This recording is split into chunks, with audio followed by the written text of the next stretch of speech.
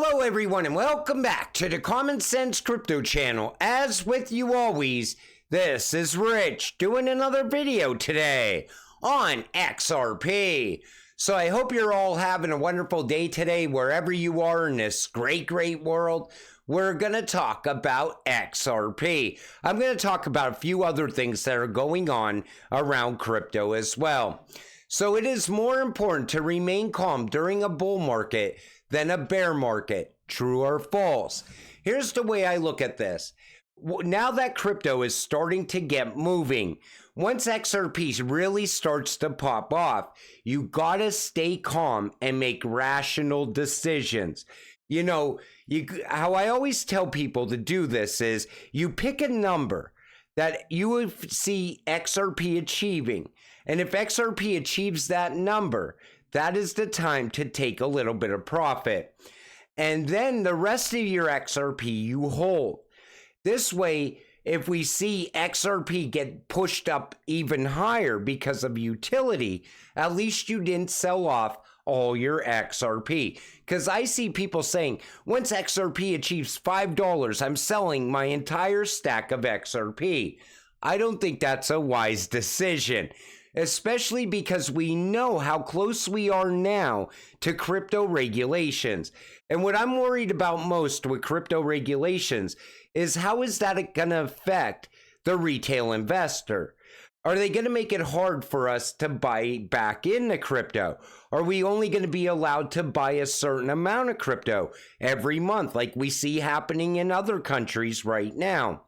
You know, here in the United States, everybody always thinks, well, if I sell, I could just buy back my entire bag at a lower price. But not when there's regulations put in place, because nobody knows what's going to happen with that yet. You know, I always said it, if the right people come up with crypto regulations, I think they will include the retail investor. If the wrong people come up with crypto regulations, they will try to push us out of crypto forever. I said I was going to stop buying crypto months ago. I did not stop buying crypto months ago. We are probably the same. That comes from Pharaoh X. You know, back in 2022, I said, I think I'm going to stop buying crypto for a while. This is because 2022 was horrible for crypto. But then I thought to myself, I have to buy at these prices because I know if I don't buy now, I'm going to regret it later, even if it's a small amount every single week. It's the same reason why when XRP dips, I buy that dip. I can't help myself at this point, because if I don't buy that dip later, I will still remember that dip that happened. And I'll always be saying to myself, I should have bought when it dipped down to this price right here. And that's my problem with crypto. I can't stop buying the dips. Many will take profit too early. There's nothing wrong with that. Profit is profit.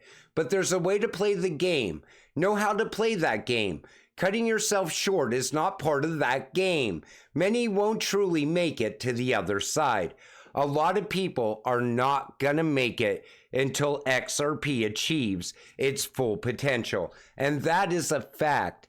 And anybody that's talking about the price of XRP right now is definitely not going to make it. People that are complaining now will sell way too soon.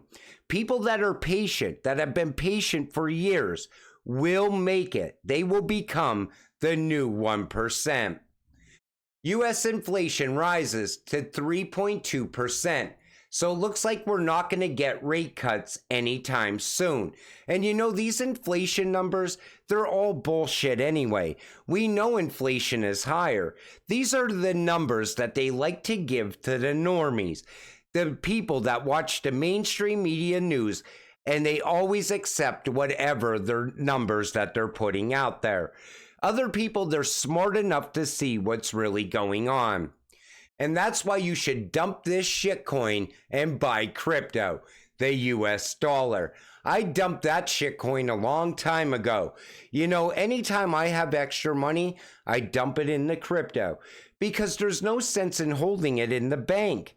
The bank is not going to make you rich. Crypto can make you rich. And the US dollar continues to lose more and more value all the time. It's all part of their diabolical plan. And they want to collapse out the current system. It's not hard to see anymore. US President is once again including crypto taxes in his proposed budget, including a mining exercise tax and amending wash sale trading and mark-to-market rules to include crypto. Now, this didn't get passed the first time around, and this wouldn't go into effect until 2025 anyway. So even if this does get passed, most likely if he's not the president, the next president will just, through an executive order, get rid of this anyway. Because, we already pay enough taxes in the United States. We don't need to pay more. It seems like the politicians in Washington, they like to think that every single person holding Bitcoin is a multimillionaire. Any person holding crypto is just a multimillionaire. That's the way they see us. But the facts are this: most people are stuck holding certain cryptocurrencies for long periods of time. And most people are working a 9-to-5 job at the same time and investing whatever they could afford to lose in hopes of getting rich at some point in the future. The Biden administration is proposing a 30% tax on electricity used by Bitcoin miners. This would be a de facto ban on Bitcoin for any type of energy use that could force miners out of the United States. They don't care if these miners leave the US. They don't care that innovation walks out of this country on a daily basis. It's the same reason that they're trying to crush crypto here in the US at the same time. And we need to get a different administration in place in Washington, a pro-crypto administration. This way we could keep innovation inside of this country. And before you know it, it's going to be too late, because every single day we see more and more companies leave this country. FDIC Vice Chair urges SEC to define crypto assets for regulatory clarity. When the FDIC is telling Gary to do his job, I think it's time that Gary starts to do his job. I think this is a clear example of why it is generally constructive for agencies to seek public comment before publishing major policy issuances. In addition, he'll emphasize the numerous advantages tokenization offers, including 24/7 operation, real-time settlement, and programmability. He highlighted specific examples where tokenization has already delivered tangible benefits, such as intraday repo transactions and faster settlement times for multi-currency bond issuances. Hill pointed out that programmability could streamline processes like home buying by eliminating the need for escrow, demonstrating the practical applications of this technology. They're talking about tokenization because they see that as the future. It's the same reason that you see Brad Garlinghouse talking about tokenization. Hedera's talking about tokenization. Stellar's talking about it. Algorand's talking about it. Zinfin, XDC, they're talking about it as well. Look at Nexera going very big around tokenization, because this is the future and it's going to be absolutely massive. Ripple, head of liquidity products, basically saying it's time for tokenization rampage blowout adoption. And that adoption is coming one way or another. And we are going to see a lot of value come from this year. And certain cryptocurrencies are really going to start popping off because of tokenization. It's going to fix so many problems we already have inside the United States and around the world as well. Once that real estate bubble pops, and that is definitely going to pop at some point, watch how fast they fix it through tokenization. This law is not just about TikTok, it's about censorship and government control. If it were just about TikTok, it would only cite foreign control as the issue, but it does not. This comes from Elon Musk. The so-called TikTok ban is a Trojan horse. The president will be given the power to ban websites, not just apps. The person breaking the new law is deemed to be the U.S. or in the U.S. or offshore. You know, every single time you turn around, they're trying to quiet social media because we know about all their diabolical plans and we talk about it on a daily basis. We start to wake up other people to what's really going on, and they don't like that. They can control the narrative on the mainstream media news, but they can't control the narrative on certain social media sites. And you know, at the same time that they're doing this, they're always giving more power to Mark Zuckerberg. You ever take notice to that? Every time they shut down this platform or that platform, where do people go? They go to Facebook. Time and time again. And I think that's also part of their plan because they can control Facebook.